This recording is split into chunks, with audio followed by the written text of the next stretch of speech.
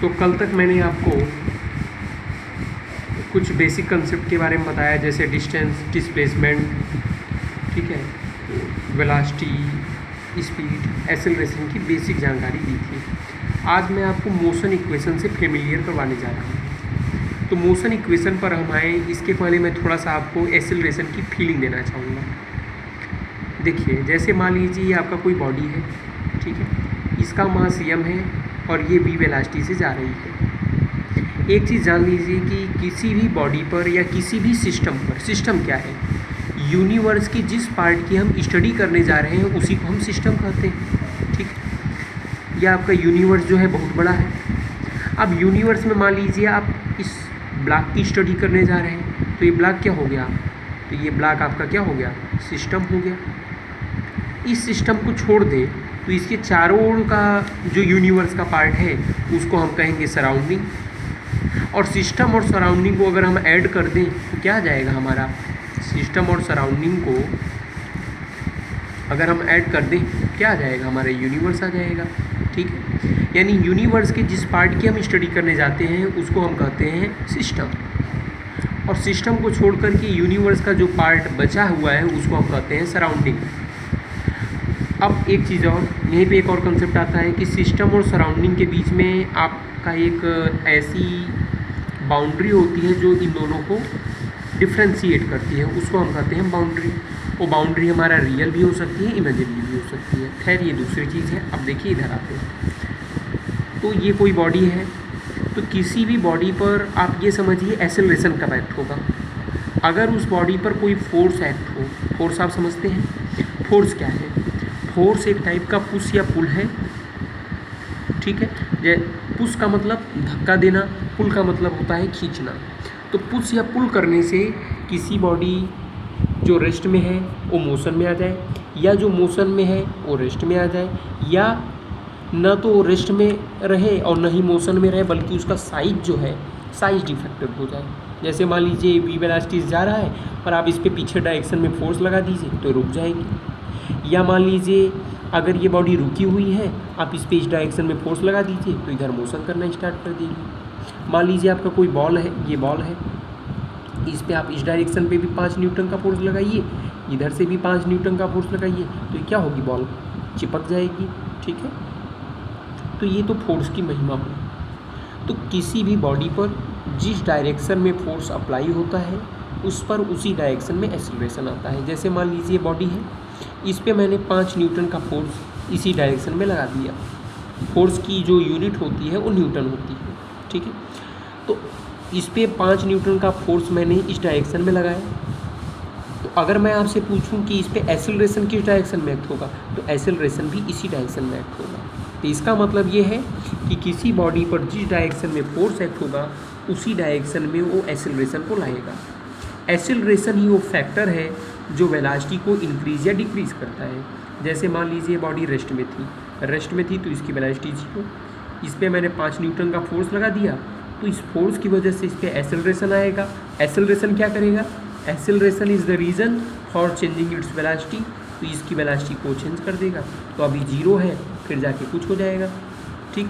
अगर मान लीजिए यही बॉडी हमारा v वेलोसिटी से मोशन कर रहा है, v वेलोसिटी से अगर यही बॉडी मान लीजिए मोशन कर रहा है, इस पर मैंने पीछे डायरेक्शन में 5 न्यूटन का फोर्स लगा दिया, तो जब हम इस पर पीछे डायरेक्शन में फोर्स लगाएंगे तो इस पर एक्सेलरेशन इस डायरेक्शन में आएगा, और उस एक्सेलरेशन की वजह से कभी न कभी इस डायरेक्शन में इसको वेलोसिटी मिलेगी, ठीक है। और आगे चल के ये बॉडी कहीं ना कहीं जाके रुक जाएगी। तो एक चीज़ आप समझ लीजिए कि फोर्स जिस डायरेक्शन में किसी बॉडी पर एक्ट होगा उसी डायरेक्शन में उस पर एक्सेलरेशन आएगा। और एक्सेलरेशन क्या करता है, एक्सेलरेशन वेलोसिटी को इंक्रीज करता है या एक्सेलरेशन वेलोसिटी को डिक्रीज करता है, ठीक है। इतनी बात समझ में आई, तो इतनी बात आपको समझ में आई। अब हम मोशन इक्वेशन पे बात करते हैं। तो एक चीज़ जान लीजिए, जैसे मान लीजिए कोई बॉडी है, ये जिस वेलोसिटी से मोशन स्टार्ट करती है उसको हम कहते हैं इनिशियल वेलोसिटी, और ये कन्वेंशन बनाया गया है कि इनिशियल वेलोसिटी को हम u से रिप्रेजेंट करते हैं, ठीक है। और मान लीजिए इस पे कुछ समय बाद इसकी वेलोसिटी यहाँ पे आ गई, तो जिस टाइम पे हमसे पूछेगा तो फाइनल वेलोसिटी को हम v से रिप्रेजेंट करते हैं। वैसे भी आप समझ लीजिए अल्फ़ाबेटिकली u पहले आता है, v बाद में आता है, इसलिए इनिशियल वेलोसिटी u होगी, फाइनल वेलोसिटी v होगी। एक्सेलरेशन को हम a से रिप्रेजेंट करते हैं, ठीक है। डिस्प्लेसमेंट को हम s से रिप्रेजेंट करते हैं, टाइम को आप समझते हैं t से रिप्रेजेंट करेंगे। तो मोशन का जो फर्स्ट इक्वेशन है वो है v is equal to u plus a t. v है आपका फाइनल वेलोसिटी, u है initial velocity, a acceleration, t आपका टाइम। दूसरा है s is equal to u t plus 1/2 a t square, ये मोशन का सेकेंड इक्वेशन। और तीसरा है हमारा v square is equal to u square plus 2as। v क्या है फाइनल वेलोसिटी, u आपकी इनिशियल वेलोसिटी, a एक्सेलरेशन और s जो है ये डिस्प्लेसमेंट है। इनकी प्रूविंग भी मैं आपको बता सकता हूँ, लेकिन इनकी जो प्रूविंग है वो आपकी बियॉन्ड द सिलेबस है। जैसे अगर मैं इसकी प्रूविंग बताऊँ तो इसको आप ऐसे समझिए कि जैसे मान लीजिए कोई बॉडी है, ये u वेलोसिटी से अपना मोशन स्टार्ट किया, ठीक है, और इस पे मान लीजिए फोर्स एक्ट हुआ और उस फोर्स की वजह से इस डायरेक्शन में इस पर एक्सेलरेशन आया। मान लीजिए after T time, after T second इस बॉडी की जो वेलोसिटी है वो v हो गई। तो अगर मैं आपसे ये पूछूं कि इस पर एक्सेलरेशन कितना एक्ट हुआ, तो एक्सेलरेशन मैंने आप पहले बताया था ना कि acceleration is equal to change of velocity by time. तो एक्सेलरेशन इज इक्वल टू कितना हो गया, चेंज ऑफ वेलोसिटी, यानी फाइनल वेलोसिटी, ठीक है, final velocity minus initial velocity, यही तो चेंज ऑफ वेलोसिटी हुई। मतलब कितने से कितना हो गई, कितने टाइम में, चेंज ऑफ वेलोसिटी बाई हमारा टाइम। तो चेंज ऑफ वेलोसिटी कितना हो गया, तो a इज इक्वल टू हो गया v minus u initial by t. अब क्रॉस मल्टीप्लाई कर दीजिए, a t is equal to हो गया v माइनस यू। ये चीज़ तो आप जानते होंगे, जब u उधर जाएगा तो क्या हो जाएगा, इधर माइनस है तो उधर प्लस, यानी u प्लस ए टी। इसको थोड़ा सा सजा के लिख लीजिए, तो v is equal to u plus a t. यही तो आपका मोशन का फर्स्ट इक्वेशन है। सेकेंड इक्वेशन जो है इसकी मैं प्रूविंग आपको नहीं बताऊंगा। जैसे थर्ड इक्वेशन को लीजिए, तो हम चूँकि जानते हैं v इज इक्वल टू है आपका u plus a t, both side आप स्क्वायर कर दीजिए, ये हो जाएगा v square is equal to u plus a t whole square. तो v square is equal to हम लिख सकते हैं u स्क्वायर प्लस, देखिए एक फार्मूला मैं आपको बता दूँ, एक चीज़ जान लीजिए, a प्लस बी का whole square is equal to होता है a square plus b square plus 2ab, ठीक है। जैसे अगर मैं कहूँ आपसे कि 5 प्लस a का होल स्क्वायर, आप इसको लिखिए, तो होल स्क्वायर मैंने आपको बताया था ना कि 5 plus a into 5 plus a, तो इसको इस फार्मूले से 5 को a समझिए, a को b समझिए, तो a का स्क्वायर यानी 5 का स्क्वायर प्लस b का स्क्वायर यानी a का स्क्वायर प्लस 2 इंटू a यानी 5 इंटू b यानी a। इससे आप कंपेयर कर लीजिए, तो हो गया 5 का स्क्वायर यानी 25 प्लस a स्क्वायर, और ये हो गया प्लस 10a। एक और एग्जांपल में जैसे मैं दूँ, जैसे अगर मैं कहूँ आपसे कि c प्लस 1 का होल स्क्वायर आप बताइए, ठीक है, इसको आप क्या लिख सकते हैं, a प्लस बी के होल स्क्वायर से, तो a इज इक्वल टू सी हो गया। तो इसी फार्मूले में आप रख दीजिए c का स्क्वायर प्लस b का स्क्वायर यानी 1 का स्क्वायर प्लस 2a यानी c इंटू 1, यानी ये हो गया c स्क्वायर प्लस 1 का स्क्वायर 1, ठीक है, और प्लस 2c। इतनी बात समझ में आई। अब u प्लस ए टी का होल स्क्वायर करना है, तो इसी फार्मूले से आप कंपेयर कीजिए, तो a का स्क्वायर यानी u का स्क्वायर प्लस b का स्क्वायर यानी ए टी का होल स्क्वायर, ठीक है, प्लस 2ab यानी 2u इंटू ए टी। समझ में आया। इसको आप लिख सकते हैं v square is equal to u square plus, जैसे आप मान लीजिए इसका स्क्वायर आपको लिखना है, इसको आप क्या लिख सकते हैं, एक चीज़ जान लीजिए कि जैसे a to the power m b to the power m है, ठीक है, अगर मान लीजिए बेस नंबर डिफरेंट हो, पावर सेम हो, तो पावर को हम एक साथ बेस नंबर का मल्टीप्लाई कर देंगे ab to the power m। तो अगर ab to the power m लिखा है तो क्या हम इसको ऐसे नहीं लिख सकते a power m into b power m, तो उसी रूल से जैसे एक एग्जांपल देखिए, जैसे मान लीजिए 5 का स्क्वायर a का स्क्वायर है, इसको हम क्या लिख सकते हैं 5a का होल स्क्वायर। पावर जब सेम होगा तो बेस नंबर का आपस में मल्टीप्लाई हो जाता है। और मैंने एक बार क्या बताया था कि अगर बेस नंबर सेम होंगे तो पावर आपस में क्या हो जाते हैं, मल्टीप्लिकेशन में ऐड हो जाते हैं। बेस नंबर सेम होंगे और अगर डिवीज़न हो रहा है अपान टाइप में है, बेस नंबर सेम है, ध्यान दीजिएगा, तो क्या हो जाएगा, पावर का सबट्रैक्शन हो जाएगा। बेस नंबर सेम होगा तो मल्टीप्लिकेशन में एडिशन हो जाएगा। लेकिन यहाँ पे क्या है, बेस नंबर डिफरेंट है लेकिन पावर हमारा सेम है, तो बेस नंबर का आपस में मल्टीप्लाई हो गया। तो यहाँ पे देखिए ये मल्टीप्लाई करके ऐसे लिखा है, तो इसको हम ऐसे नहीं लिख सकते, यानी a square T square plus इसको देखिए हम क्या लिख सकते हैं 2u80, ठीक है। अब देखिए इसको हम v square is equal to, थोड़ा सा इसको, अब देखिए यहाँ पे चूँकि यस है तो हमको कुछ ऐसा करना है कि s is equal to u t plus 1/2 a t square के फार्म में यहाँ पे कुछ आ जाए। तो देखिए यहाँ पे यू टी आपको दिखाई दे रहा है, यहाँ पे ए टी स्क्वायर दिखाई दे रहा है, यहाँ पे एक चीज़ आपको बढ़ा हुआ क्या दिखाई दे रहा है, ए। तो इन दोनों में से ए आप कॉमन ले लीजिए, क्योंकि आपको प्रूव क्या करना है, ये करना है। तो यू स्क्वायर प्लस ये देखिए ए आपने कॉमन लिया, ए कॉमन लेंगे। कॉमन लेने का मतलब क्या है कि जो दोनों में हो, तो जो दोनों में होगा उसी से डिवाइड कर देंगे। यहाँ पे जब ए कॉमन लेंगे तो ये हो जाएगा ए टी स्क्वायर, ठीक है, प्लस 2u टी। समझ में आया। अब देखिए यहाँ पे क्या है आपका, सेकेंड इक्वेशन पे देखिए you t plus 1/2 a t square है, और यहाँ पे आपका आ रहा है 2u T plus a t square, ठीक है। यानी यहाँ पे 2 आपका ज़्यादा आ रहा है, तो 2 आप कॉमन ले लीजिए। तो v square is equal to कितना हो गया, यू स्क्वायर प्लस इन दोनों से 2 कॉमन लेंगे तो 2a बाहर हो जाएगा। 2 कॉमन ले रहे हैं यानी 2 से डिवाइड कर दीजिए, तभी तो इसकी वैल्यू वही आएगी, यानी ये हो जाएगा ए टी स्क्वायर बाई 2 प्लस यहाँ से 2 कॉमन लेंगे तो यू टी आ जाएगा।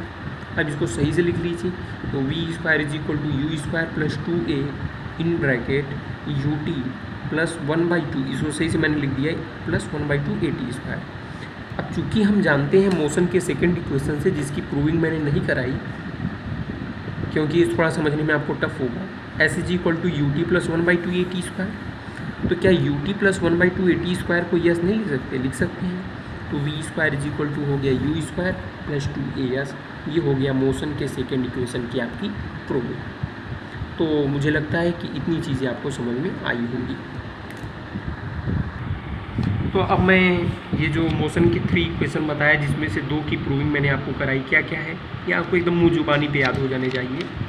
v is equal to u plus a t, दूसरा s is equal to u t plus, ठीक है, 1/2 ए टी स्क्वायर, और तीसरा v square is equal to u square plus 2as, ठीक है, क्योंकि इनका यूज बहुत है। अब इन पर मैं आधारित कुछ एग्जाम्पल कराऊंगा, उस एग्जाम्पल को आप समझिए। देखिए जहाँ हमको जैसी आवश्यकता पड़ती है उसके आधार पर हम इन मोशन इक्वेशन का यूज करते हैं। समझ में आई बात। एक चीज़ और आप जान लीजिए कि यहाँ पर थोड़ा सा आपका सेंस थोड़ा सा खुला होना चाहिए।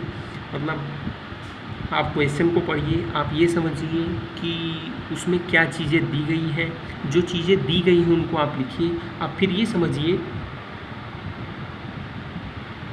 कि इन चीज़ों से हम उसको कैसे रिलेट करेंगे, ठीक है। जैसे एक मैं एग्जांपल देता हूँ, एग्जांपल नंबर 1। जैसे मान लीजिए कोई बॉडी है, इस पे मैंने 5 न्यूटन का फोर्स अप्लाई किया, यह भी रेस्ट में थी, और 10 सेकंड में ये बॉडी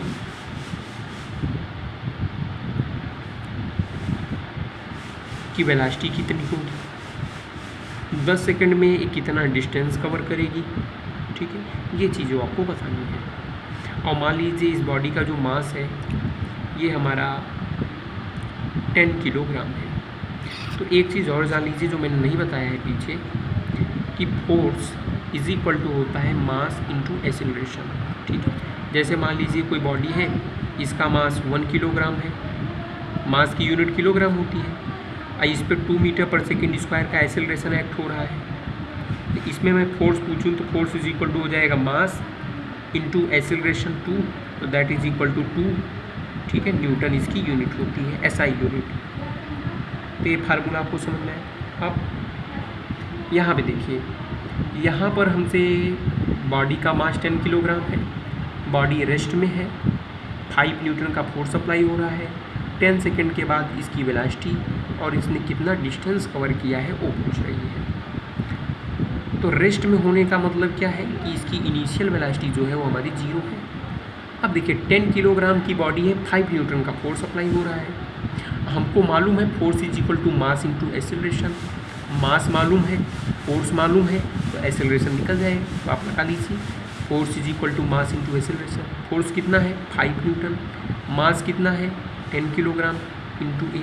तो यहाँ से ए इज इक्वल टू कितना हो गया 5/10।